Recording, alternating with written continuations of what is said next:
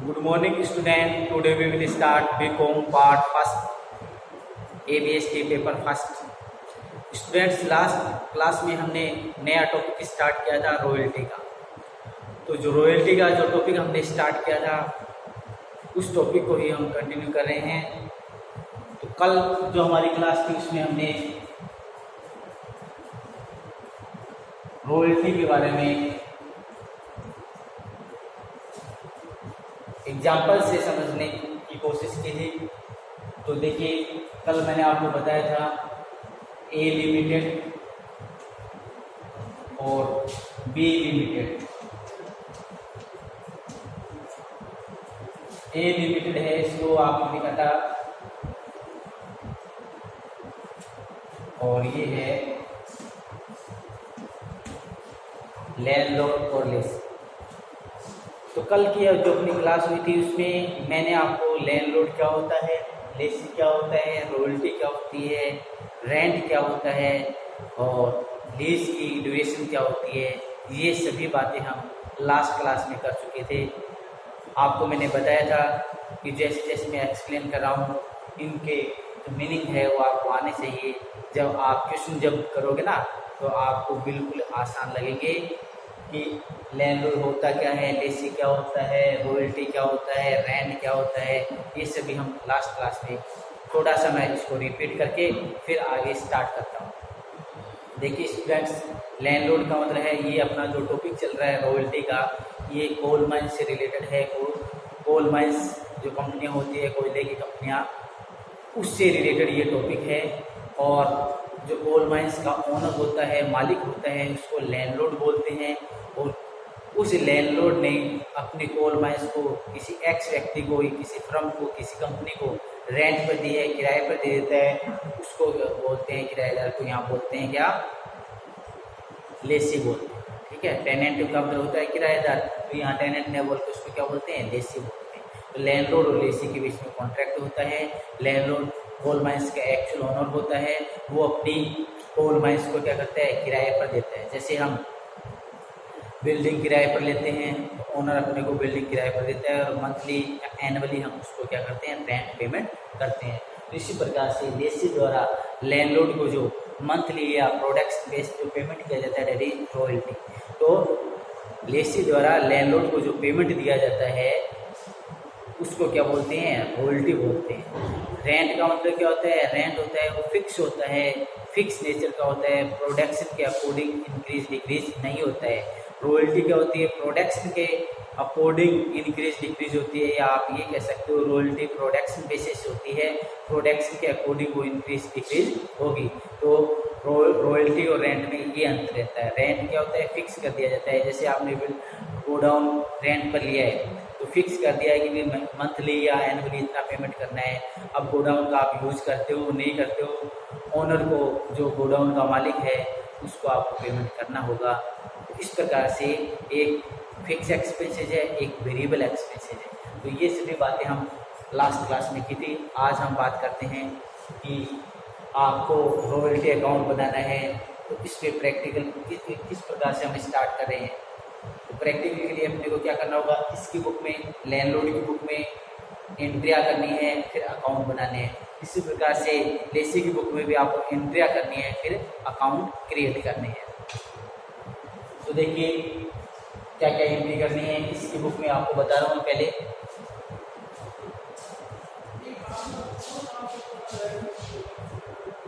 देखो, फर्स्ट जो आपको बता रहा हूँ लेसी की बुक में, क्यों बता रहा हूँ, क्योंकि ये क्या है, कोल माइंस में जो काम करेगा एक्चुअल में वो कौन करेगा, लेसी करेगा। और ये क्या है, ओनर है। ये तो मंथली एनुअली जो भी इनका है उसके कॉन्ट्रैक्ट के अकॉर्डिंग ये क्या करता है, पेमेंट लेता है। तो कहने का मतलब वर्किंग कौन करता है, वहाँ काम ये करता है। ठीक है, ये जो ओनर है इसलिए रॉयल्टी पेमेंट लेता है।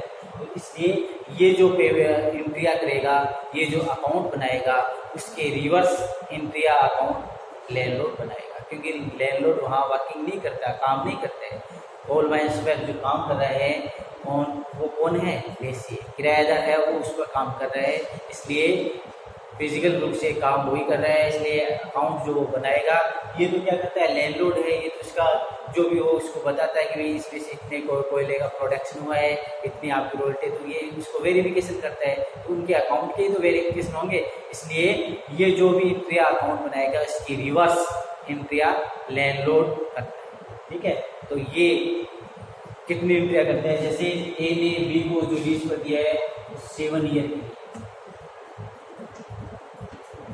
ठीक है 7 ईयर, तो इन दोनों के बीच में 7 ईयर का मान लीजिए कॉन्ट्रैक्ट है, तो 7 ईयर तक ये अपनी बुक में एंट्रिया करेगा और ये भी अपनी बुक में एंट्रिया करेगा, अकाउंट भी मेंटेन किए जाएंगे 7 ईयर के लिए।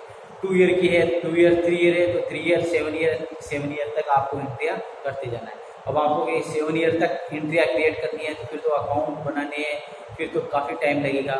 इससे रॉयल्टी वाले जो क्वेश्चन आते हैं उसमें बड़े क्वेश्चन होते हैं, थोड़ा टाइम अधिक लगता है। देखिए नॉर्मली ये एवरी ईयर 3 एंट्री करेगा, ये भी एवरी ईयर कितनी करेगा, 3 एंट्री करेगा।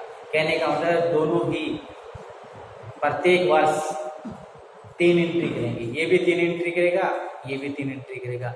ये जो एंट्री करता है उसकी रिवर्स एंट्री लैंडलॉर्ड करेगा। ठीक है, अब आपको मैं बताता हूँ कि ये 3 एंट्री कौन कौन सी करता है।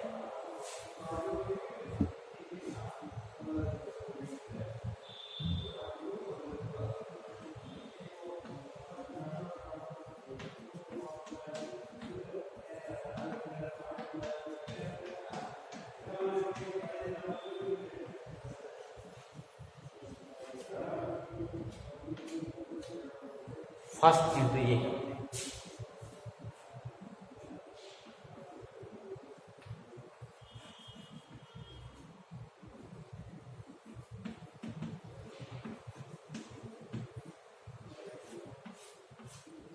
फर्स्ट एंट्री किसकी है, रॉयल्टी और शॉर्ट वर्किंग ड्यू करने की है, तो रॉयल्टी अकाउंट दिया, शॉर्ट वर्किंग अकाउंट दिया टू लैंडलॉर्ड, ये फर्स्ट एंट्री है, रॉयल्टी ड्यू करने की, शॉर्ट वर्किंग ड्यू करने की।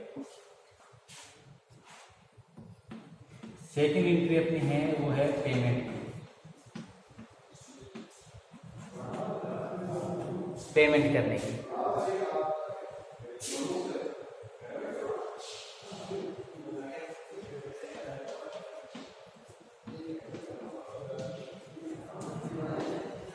सेकेंड एंट्री ये है पेमेंट करेगा वो, ठीक है, किसको करेगा, लैंडलॉर्ड को करेगा, तो landlord account DR to bank, landlord account DR to bank, ये पेमेंट करने की है। और थर्ड एंट्री मैं यहाँ लिख रहा हूँ,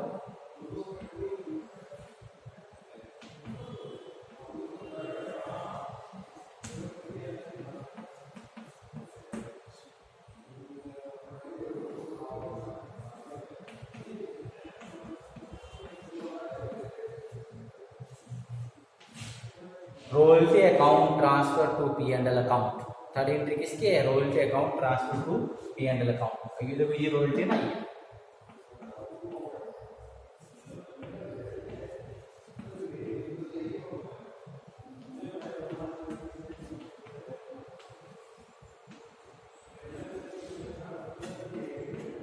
तो स्टूडेंट्स ये 3 एंट्री नॉर्मली की जाती है।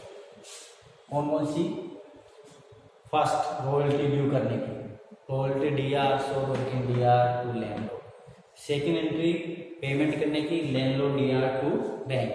थर्ड एंट्री की क्या है, royalty account transfer to P and L account. Means ये जो रॉयल्टी है इसको लास्ट में पी एंड एल अकाउंट में ट्रांसफर करना है, तो P and L account DR to royalty.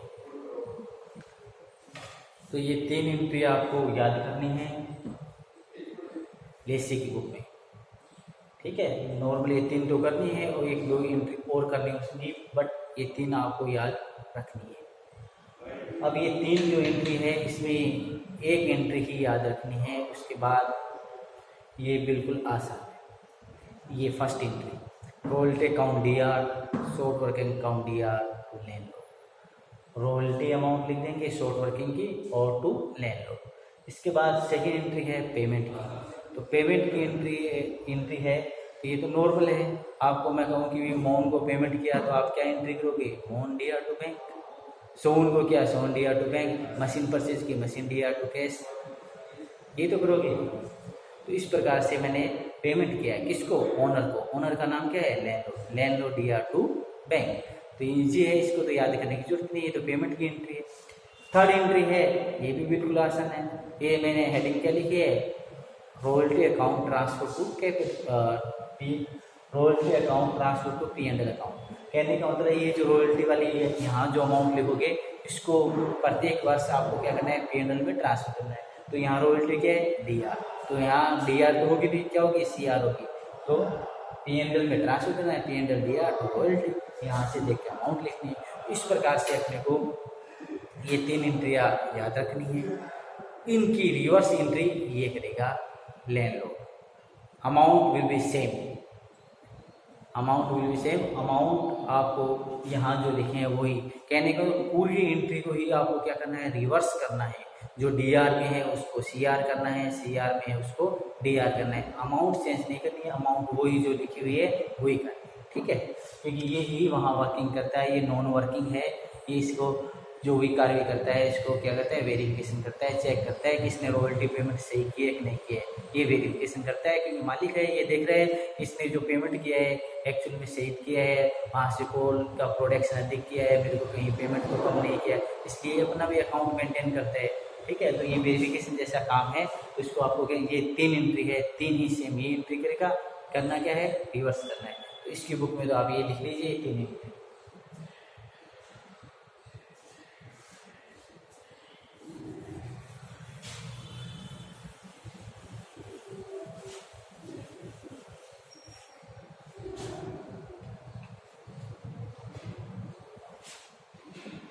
अब हम बात करते हैं लैंडलॉर्ड की बुक में रिवर्स कैसे करना है। देखिए आप लेसी की बुक में आपके सामने है, इसकी रिवर्स ही मैं इधर करूँगा।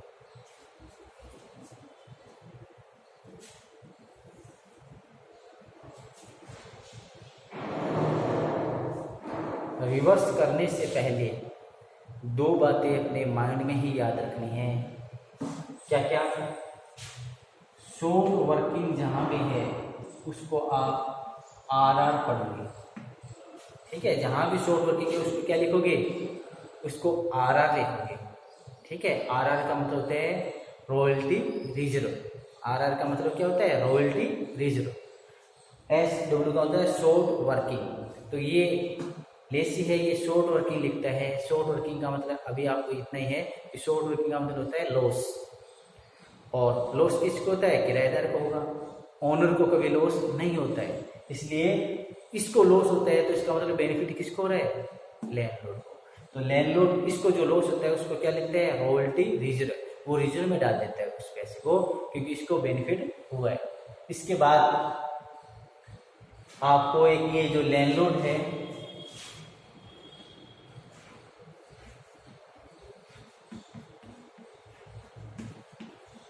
लैंडलॉर्ड को आपको क्या लिखना है, लेसी लिखना है। क्योंकि ये जो लैंडलॉर्ड इसकी बुक है, सबको पता है ये बुक किसकी है, लेसी की बुक है। तो लेसी की बुक में लेसी का तो नाम आता नहीं, तो नाम किसका लिख रहा है, ये लैंडलॉर्ड का लिख रहा है, ठीक है। लिख रहा है ना ये लैंडलॉर्ड का नाम यहाँ। तो किसकी बुक में अब एंट्री हम लैंडलॉर्ड की बुक में कर रहे हैं। तो ये लैंडलॉर्ड क्या करेगा, ये उसका नाम लिख देगा, उसने इसका नाम लिखा था, ठीक है। समझ में आ गया आपको। तो लैंडलॉर्ड के स्थान पर आप क्या स्टोरी लिख लोगे, लेसी, ठीक है। ये 2 चेंजेस अपने माइंड में रखने हैं। उसके बाद एंट्री में रिवर्स करता जाऊँ, ठीक है। अब आप देखिए मैं एंट्री क्रिएट करता हूँ। फर्स्ट एंट्री, ये रॉयल्टी शॉर्ट वर्किंग को ड्यू करना है, ये भी ड्यू करेगा। अब देखो ये CR है ना, यहाँ वहां लिखा है लैंडलॉर्ड, तो यहाँ मैं क्या लिखूंगा,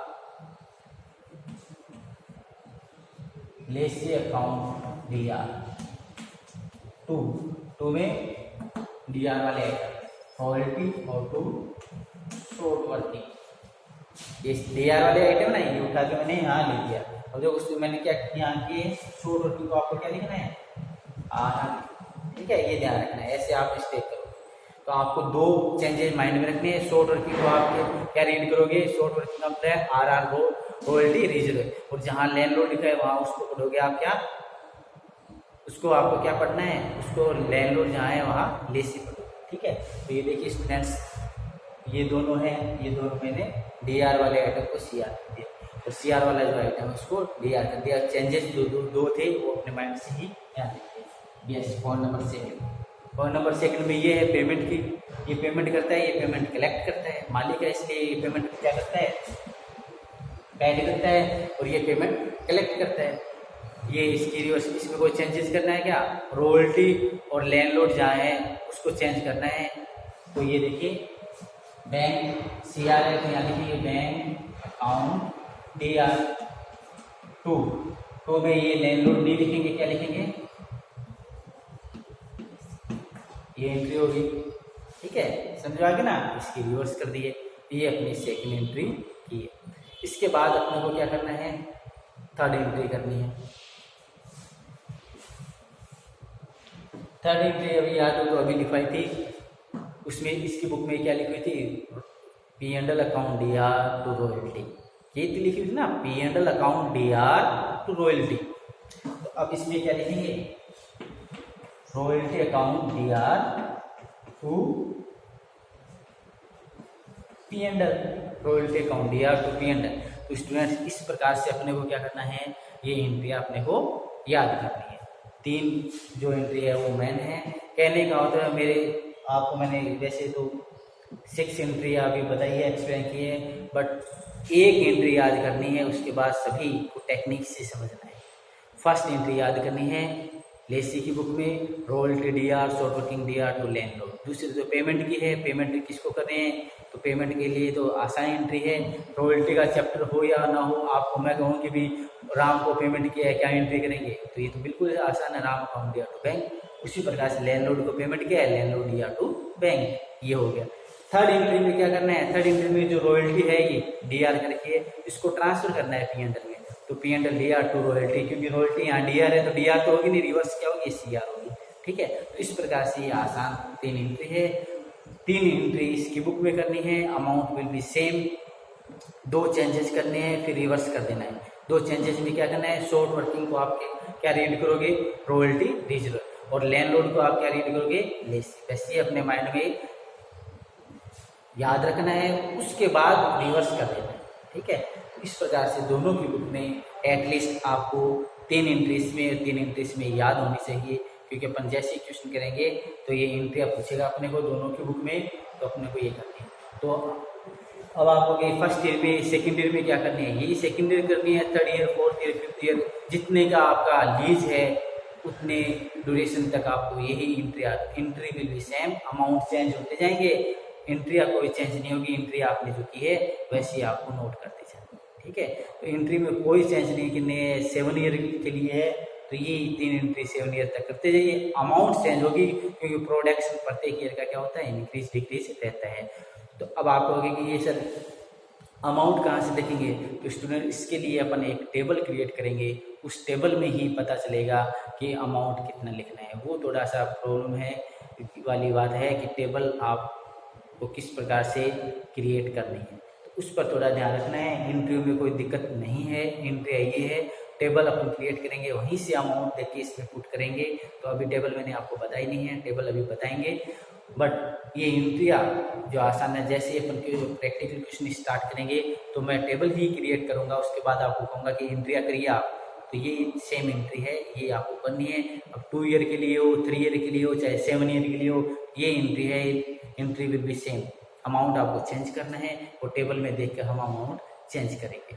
ठीक है, अब अपने को ये एंट्रिया करने के बाद अकाउंट भी मेंटेन करने हैं दोनों की बुक में। दोनों की बुक में क्या करने हैं, अकाउंट मेंटेन करने हैं। वैसे तो आपको ये कहे कि अकाउंट जो आपने एंट्री की है उससे लेजर पोस्टिंग करिए, अकाउंट बनाइए, तो वैसे अकाउंट बनाते हैं जैसे आपको सबको पता है कि एंट्री की जाती है फिर अकाउंट क्रिएट किए जाते हैं।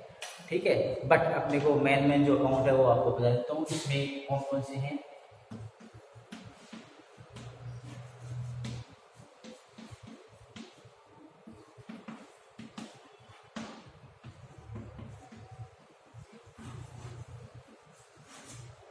ये 3 अकाउंट क्रिएट करने हैं।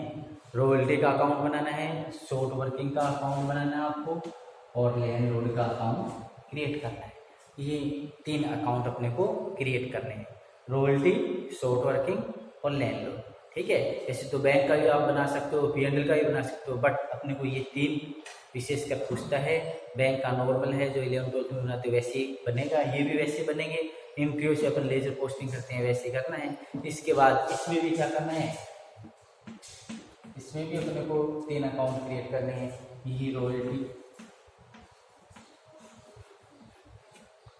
शॉर्ट वर्किंग को ये क्या कर देता है, RR royalty, short royalty reserve कर देता है इसको ये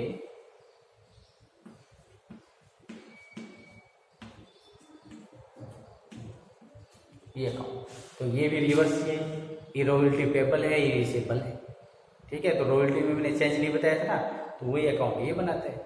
इसको आप ये बोल दीजिए ये रॉयल्टी पेबल होता है, ये रॉयल्टी रिसीवेबल होता है। शॉर्ट वर्किंग वो का वही वैसे ही जैसे ये अकाउंट बनाएगा, डीआर में जो लिखेगा पूरा सीआर में लिख देंगे, सीआर वाला डीआर में लिख देंगे, नाम चेंज कर देंगे, रॉयल्टी रिजर्व कर देंगे। इसी प्रकार से लैंडलॉर्ड है तो लैंडलॉर्ड को ही चेंज करके लेसी लिखते हैं। अमाउंट कोई चेंज नहीं करेंगे, ये जो लैंडलॉर्ड आपने क्रिएट कर रखा है डीआर वाला पूरा पोर्शन उठा के इसमें सीआर में लिख देंगे, सीआर वाला पोर्शन इसके, सीआर वाला पोर्शन इसके डीआर में आ जाएगा। तो इस प्रकार से अकाउंट और एंट्रियों में कोई प्रॉब्लम नहीं है, बिल्कुल आसान है। 1 या 2 क्वेश्चन करने के बाद ऑटोमेटिक आपको ध्यान रहेगा कि भाई सारी एंट्रियाँ तो बिल्कुल आसान है और अकाउंट क्रिएट करना भी बिल्कुल आसान है। मेन प्रॉब्लम है वो टेबल क्रिएट करना है, वो अपन नेक्स्ट क्लास में करेंगे। आज के लिए इतना काफ़ी है। थैंक्स।